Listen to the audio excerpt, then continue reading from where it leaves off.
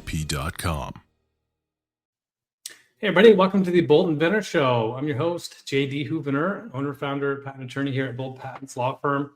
And I'm running solo today. I don't have my co-pilot, Matt Colsep, with me. He's out in Japan. He's having a really fun trip with his family out there. So he'll be back in July. So today we got a fun show, another inventor and invention podcaster too, Alan Beckley. So I'm excited to have Alan. I just chatted with him briefly. He's waiting backstage. So we'll bring him on in just a minute. As always, we're streaming live now. We're across LinkedIn and YouTube. So if any live viewers come pop in, you're welcome to put in some questions here. I just do caution in my classic disclaimer. Do not share anything confidential. This is not going to give you any attorney-client privilege. By me being an attorney here, I'm not able to give you any legal advice. This is just legal information. We're just sharing it to the public. And so please don't share anything confidential. If you do have something you want to talk about, we will provide a link here later. I'll provide a weekly live discovery call link for you to click on and get hold of us and talk in confidence about what you've got, what your legal issue is. Bold Patents is a full-service patent prosecution firm. It's called. We help with the getting of the patents, and we do comprehensive searching before we file. So both patent research and patent application drafting there. So I saw a few questions come in through the week. I want to jump to those, and then we'll get to our guest. So here I'll put the disclaimer up so you've got it. All right. Good. Won't get in trouble now. 3 live viewers out there. Good to see you. If you're watching this after the fact, you're watching a recording, and you want to hop on live, we're here every Wednesday at 12 o'clock noon on Pacific Coast, 3 o'clock Eastern time every Wednesday. So hop on, check us out, have fun for about a half hour. Okay. All right. Let's get to our questions, and I will be looking at the comments. So if you have any live questions, I'm going to put you to the top of the list. Either questions for me or for our guest, Alan, once he gets on. So Quora and Reddit, looks like we had 2 come in just today. This one's pretty good. It's generic. Quora, I love these Quora questions because they're happy Bold Wednesday, Jonathan. This question's good. I think Alan will probably knock this out of the park too. We'll bring him on to answer this. How do I find buyers for my patent? Okay, well, patents can be purchased, which is pretty cool. They can be licensed. They can be transacted like any other piece of intangible property. There are lots of different ways to go about that. We recommend usually while a patent is pending to do some of that legwork, which can be beginning to prototype, develop, or talk about your invention with prospective licensees, getting out to trade shows, hitting the streets or virtually, digitally hitting the streets, and doing the hard work that it takes to network and get your product out there. Now, there are companies out there that do what's called brokering and will sort of represent you, reach out on behalf of you to find buyers or licensors. There's a third way, perhaps even, where maybe you wait and lurk and wait for infringement to pop up. And maybe there's some of that happening even before your patent gets issued. You can use either the legal side or more of a business side to approach that would-be infringer and maybe turn them into a business partner and say, hey, look, I'd like to do business with you. Instead of suing you and giving all the money to the attorneys, let's make a deal. So those are some of the ways I've seen successful patents get money flow from patents from buyers. Okay, that's my quick answer on that. We do have one other question that came in. This is on our Reddit side for trademarks. I'm going to pass on that and give that one to Matt when he gets back. Let's see if we have a Reddit one for patents. Okay. This is good. It's a good 2-part question. This is from a Facebook community. I think this question is good. This is about how much things cost and threshold questions. So 2 questions in one. How much money would you need to raise to be taken seriously or worth a patent attorney's time? And the second part is, what questions would one need to answer themselves before bothering a patent attorney? So you're not bothering us. Don't be shy. I think that's a great point. Maybe overall, like, we're here to help. In fact, patent attorneys specifically are more like you inventors than you might know to sit for the patent bar. The patent attorneys, of course, having gone to law school, they have to have shown they've got at least a 4-year science degree. And usually they've got some time working as either an engineer or scientist in the field. And like I said, they're probably inventors themselves. So we're not that scary. We're probably more like you than you think. And so don't worry about bothering us, first and foremost. And in terms of how much money you would need to be taken seriously, for us, $250, okay? That we do charge for legal consultations. And of course, legal consult fees go from everywhere from free to, who knows, maybe even in the thousands. But this consultation is sort of a, hey, do you have something serious? Do you have something you want to spend some time on? You're not kicking tires, and it's a threshold amount of money where, okay, we can give you some advice and give you recommendations, a legal opinion on, hey, is your invention eligible? Do we think there's any major red flags like statutory bar concerns, or if there's a way we can direct in terms of what we think your goals are in terms of protecting it on the utility side or the design patent side. And from there, you will need to, if it's an eligible patent, and we do recommend moving forward, patentability searching, high quality searching will be a couple grand. Working with a law firm like ours and filing and protecting a patent could approach 10 to 20 grand. Now, yes, there are ways to do it more affordably, but that's ballpark, the kind of money you need to have to kind of get a patent portfolio started. And it's not chump change. We get that. And so before you endeavor down that road, it's really worthwhile to consider, is this something I really want to spend money on? And we'll help you do that for that $250. All right. Well, without further ado, I want to bring on our guest and maybe ask him if he would add anything to those answers. Let's do that. So Alan Beckley, welcome to the Bold Inventor Show. Well, thank you so much for having me as a guest. I don't sound so original, but I think the answers are really good. And what I tell people is your patent attorney is your friend, because basically it's their job to shepherd your patent application through the USPTO. Their goals and your goals are aligned. Their goal is to hopefully get you as strong an allowance as possible once it looks clear that it's worth pursuing your intellectual property for, say, a utility patent. So their goals align with yours, and you can share anything and everything with your patent attorney because he or she has a higher ethical bar. So even if they don't end up working for you, everything you share with them is always proprietary information. So that's all I would add. Perfect. Thank you. And you're not just someone off the street. You're an inventor yourself and an inventor advocate, maybe even a coach, one would say. Give us a little background on yourself. How did you get into this industry and what you're doing now? Well, thank you for that. I'm originally an aerospace engineer way back when, worked for the Boeing company for about 3.5 years. And, I ended up being a telecom project manager for something like 25 years. But I guess like everybody who becomes an inventor, at some point I saw a problem. And in my case, I just found most wallets to be that men carry to be extremely bulky, inconvenient, if you have any number of cards in them. And I would try buying a bifold, a trifold, no matter what I got. It was always the same thing. It's what I would call a rump bump. When you put a few cards in it, this is about what a typical men's wallet tends to look like. Right. And the simple way, when I was on QVC, I mentioned, it just stacks all the cards like a deck of cards. So no wonder it's uncomfortable, right? Right. Oh, yeah. And all I did in terms of being a little different is I invented something which we can talk about later that's called the Wonder Wallet that just lays the cards out like a photo album. So it automatically becomes half as thick and it's flexible between the cards, so it doesn't hurt when you sit on it.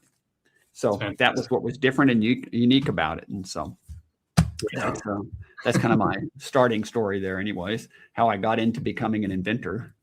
Yeah, well, absolutely. And, only got a little short while with you here today, but let's take a short trip back. So when you first got started on that project, were you knowledgeable about patents already, or was that your first endeavor in learning about patent law and whether you should file, how to file, all that? So this was my first endeavor, and I dove into learning as much as I could by buying books and things like that, Patent Yourself by the Nolo Press, et cetera. Yep. But this is, I guess I'd say, is an excuse long enough ago that I didn't really know what was the best thing to do. And I'd come up with a variety of ideas and seen them pop up in the marketplace. And I thought, I'm not giving up on this one. So I just went out and hired a patent attorney and filed a utility patent on it. Now, I did some research. I didn't just throw it out there and say, we're going to make this happen. So I did some at least high level patent searching, but I wouldn't repeat that again, at this point in time. But that's what I did. And fortunately, I had a strong enough intellectual property and strong enough product that, working with my patent attorney, we actually got 2 patents on it. So, and so you file utility patents, correct? Yeah, I actually filed 2 utility patents on it. Yeah. Okay, got it. And so did you kind of just focus on the IP first, or did you try to make some effort toward producing and selling it while it was pending? So that's such a super good question.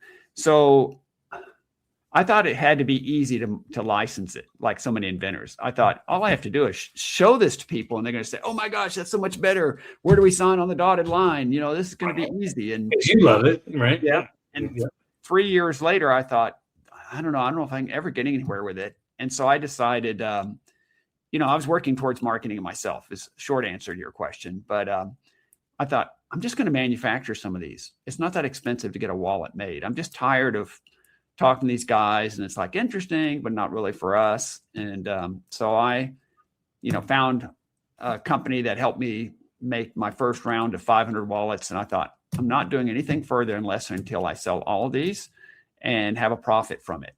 This is a proof of validation. And, I was able that idea in your head. Did you kind of have that concept? You know what I mean? That's not easy. Not all inventors get to that point where like, oh, wow, yeah, I need to actually get a stranger to pay for this, to prove it. Yeah, no, I did have that thought in my mind that friends and family sounds great, but they love you, not your product. Yep. And, they're not going to be too objective about it. And Right. So you do need to see, one of my big preaches in my podcast and elsewhere to everybody as an inventor is you need to do product validation before you go have a garage full or warehouse full of product that nobody's going to buy. And I see this happen so often. And, you need to, I think you need to do a product search, and I don't mean a patent search, a product search to look everywhere before you consider whether you're going to undergo the cost to consider perhaps getting a patent. Love that. Let's give a little plug to you and your podcast. I mean, Inventors Helping Inventors. That's the title? Uh-huh. And it's twice a week, 620 episodes as of today. It'll be 621. So I got to look forward to that. I need to go listen to that. Where do people find it? How do we? So they can find it everywhere. It's on Spotify. It's on Apple Podcasts, and even on my website, alanbeckley.com/podcast. And you can find all the episodes there. It is on YouTube, but I don't do as good a job as YouTube as I should do. Okay. Well, I'm going to put that in here for everyone to take a look. Hopefully I got that spelled right. Inventors Helping Inventors. Great. And I saw one of your episodes, I think with Todd. Oh gosh, what's his name? Hansen. Looks like he had that cart. I had him on my show. Oh, the deer cart. The deer cart. Yeah. Yeah. There's amazing people I've had on, about a dozen different inventors from Shark Tank and lots of people with truly world-changing products, which is exciting for me. Yeah. Well, good. All right. Let's see. So you've done more shows than I have. I mean, tell me, what's your reason for doing that podcast? So kind of extending my story a bit. I had a long, tough, rocky journey, as many inventors do. I sometimes say it's more like 13 years before I really finally got it commercialized. Okay. I feel like I learned everything kind of the hard way.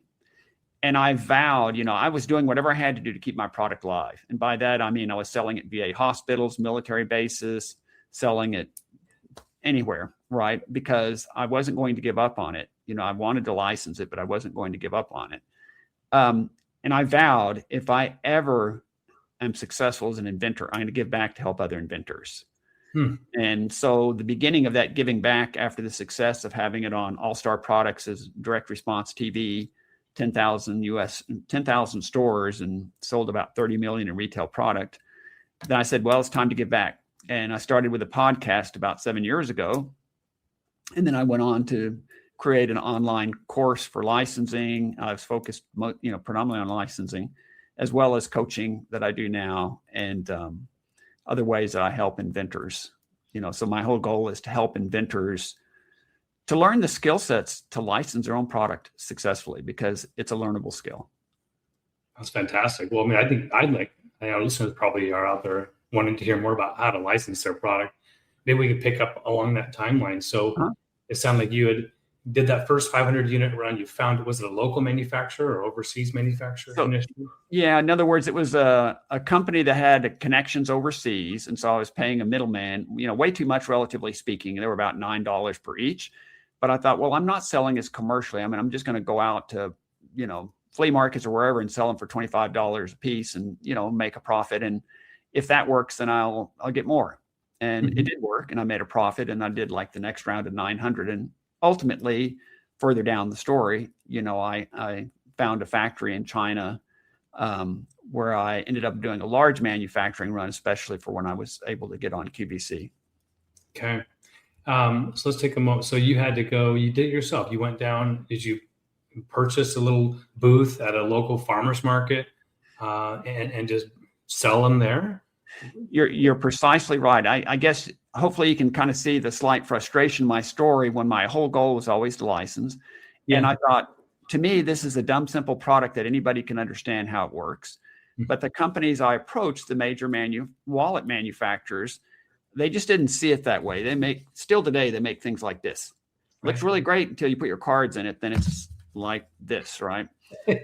But so anyways, to answer your question more directly, so I discovered some good venues for selling, and one of them was the VA hospitals, because you have a lot of veterans going through there, and so there's pretty good volume. So I was doing this in Houston and Dallas, and also PX and BX and military bases, both in San Antonio, where there's 3 bases I sold at, and Barksdale Air Force Base, and I was traveling a lot. But the whole point was I believed in my product, and I was going to do what I had to do until I could ultimately find a path for licensing it, if that makes sense.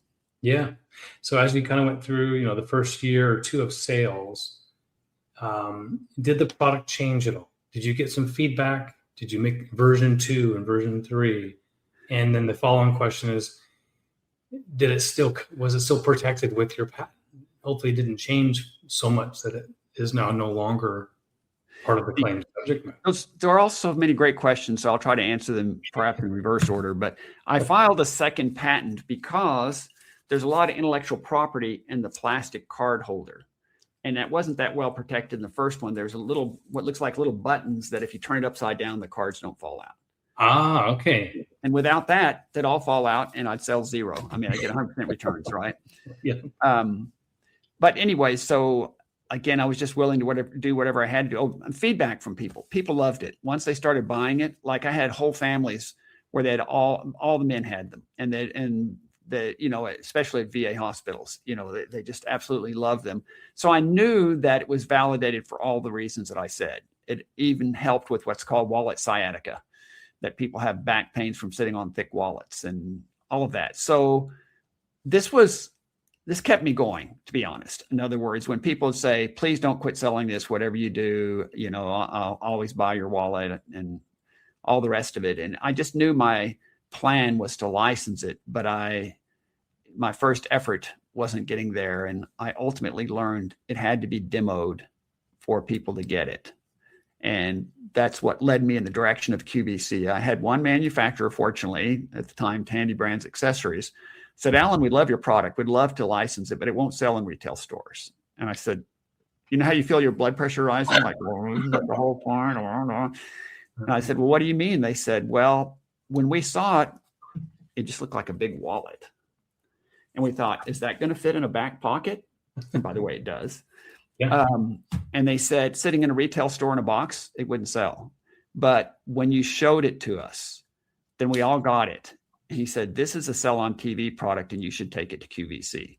So that sort of connects the dots as to how it was that I went in the direction of doing something I really hadn't intended to. And that was, producing 3,000 plus wallets to take it to QVC.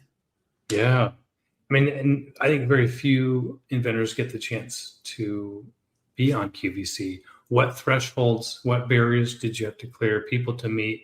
How did you get in? Well, another great question, and you're precisely right. I guess I'm not sure if they do that so much. They still do, but on a much lower level than they used to. What you might call a QVC rep, like an agent. And Okay. these are people who aren't employed by QVC or HSN for that matter, but they can help shepherd you onto the show. They know who the buyers are, what they're buying, and what their interests are. So you show them your product, and you cut them in for typically 10% commission of whatever your sales are. And then they know who to approach in terms of the buyers within QVC, because it's a huge organization. You can be a rep just for QVC.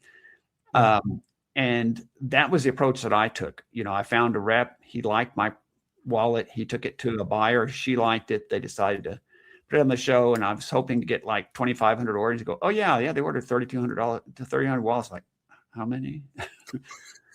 I knew that was going to be a lot of money.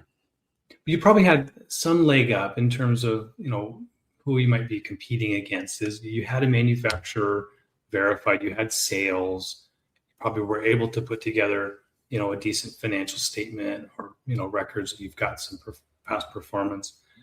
Without that, do you think you would have got on? Truly, I do, because QVC will look at almost any product. I mean, they want to see you have some kind of sales ideally, but they'll look at any product that seems viable and that seems like it would be a fit for QVC buyers, honestly, because people bring things to them. It's like, oh, it's not really a QVC buyer thing. Is that still true in 2026? I mean, I don't know how long ago you did your... It was a long time ago. I mean, it's 2009 and 10. Things have evolved in that QVC and HSN are all one now. And I think their model has evolved a bit. But I would say that the overall model is still pretty much true. They're always looking for new and interesting products that somebody could bring on, like your Lori Grenier type deal that could appeal to their buyers. It's just a giant electronic retail store is the way to think of it. Yeah, no, that's cool. Okay. Well, thank you for that. Okay. So is there more to that? Tell us maybe some of it sounds like you started this podcast to, pass along all your hindsights, and your lessons learned. Maybe we could jump to that in the last 5 minutes here. What are some of the nuggets that if you could point to the top 1, 2, 3 things looking back you would have done differently, in that course of beginning to getting to the sales level that you wanted to? So that's another great question. And the number one thing I would say is pick one path and stay focused on it. By that, I mean, are you going to license it or are you going to manufacture it? Okay. And there's a hybrid, and I help inventors with this all the time, making some, proof of concept, selling some, putting them out there, but with a long-term goal to license. So you don't need to be buying expensive molds and making thousands or tens of thousands. So once I started manufacturing, I really stayed on that path for like 7 or 8 years, which is really too long and kind of got me stuck in that in some regards. But, looking back, that's what I would say is, you choose your path to market. And by that, I mean, you have 2 key paths. Are you going to license it and have a company put it on store shelves and work with them? Or truly is your goal to manufacture the product yourself, build a business around it, et cetera? But whichever path you pick, then remain committed to it. So that was one lesson learned. Huge. The other one is to learn how to speak like a marketer does. Most inventors, we love to tell war stories about, oh my gosh, it took me forever to get my patent and and I had to go through this and that and the other and blah, blah, blah. Inventors love to hear that. But the marketers of these companies, they're on, the frequency of WIIFM, what's in it for me? And so what they truly want to know is, think of it like 3 things. So what is it you have and what's unique about it? So first one's a what. The second one is a why. Why should they care? And I don't mean sarcastically, but why or what would it do for them if they pick this product out and add it to their product line? And what specific ways would this be beneficial for them? And a lot of inventors don't think that way. And then the third one is, what would compel consumers or buyers to pick up your product and buy it? So, kind of 2 whats and a why, and think the way they do. And so it's part of developing what I teach people today is creating a clear, concise, compelling marketing message or a 30-second pitch. And inventors never do that, unfortunately. Right. Love it. Well, let's talk about some of the services you offer. Sure. I'll share my screen for those podcast listeners. I'm just going to pull up alanbeckley.com. And there's a lot here. I've got it highlighted, the Inventors Boot Camp. Is this something you're still doing? I'm not doing the Inventors Boot Camp now, but I've done a variant of which I need to update my website in that regard. That's called Mastermind for Inventors, where we do a 1 week long, which we're going to be doing next week, hour long each night mastermind, where 4 or 5 inventors sit down and say, what's your biggest challenges? What's holding you back? And, we do kind of group coaching, if you want to think of it that way. Got it. Cool. Okay. But you can learn all about who you are. You got your website up here, the history of the Wonder Wallets there. And if they want to hire you, are you a direct one-on-one consultant? Yes, I am. I mean, they can always get to me at Alan, ALAN, at alanbeckley.com. You can always find me there. And just reach out to me. I offer this to the podcast, et cetera. I'm happy to sit down for a free 30-minute consult, and chat and see what's going on with you. And I'll sign a non-disclosure, if you're not patent pending on something you want to talk about it. And then we'll see how I might be able to help you, because there's a variety of different ways that I can help with.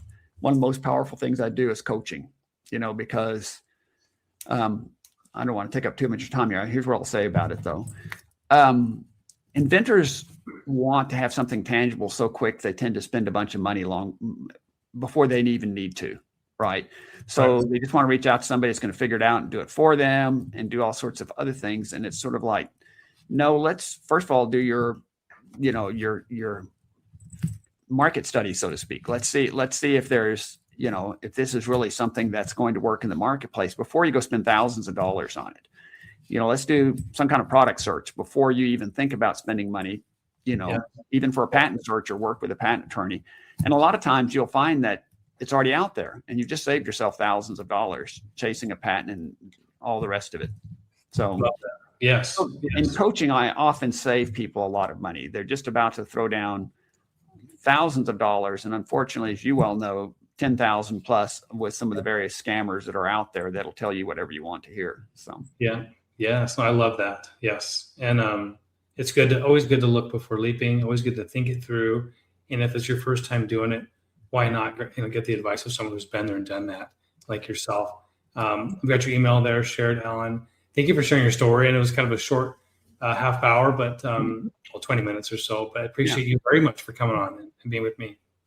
Well, thank you so much for having me on the show. It's an honor and a pleasure. And you've got a fantastic show here, and you're doing a lot of great work advising people for something that's a IP, patents, and trademarks is kind of very mysterious to a lot of people.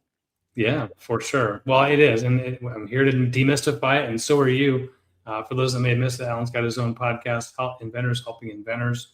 Check that out on Spotify, Apple, and his website, alanbeckley.com. Again, thanks a lot, and wishing you guys a good day out there. Go big, go bold. All right. Thanks a lot. Alan, great show.